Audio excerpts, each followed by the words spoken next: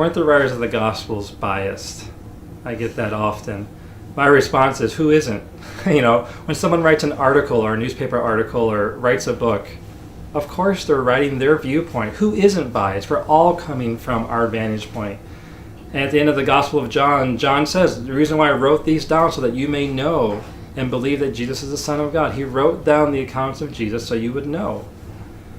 But what's interesting about the Bible is when you read about the events and the times and the places and the people, they historically check out.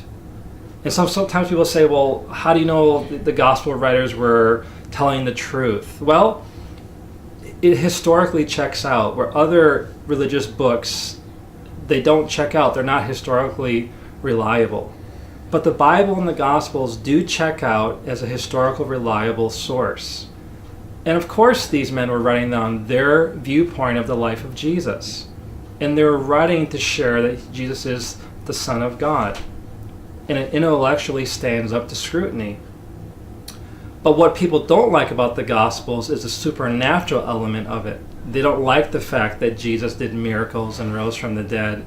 So really what it is that the skeptics are biased. They know that the Gospels are historically reliable, but then they change it and say, oh, it's not trustworthy, only because of the supernatural element. So really the skeptics are biased because the Bible checks out as historically reliable, but people just don't like the supernatural element.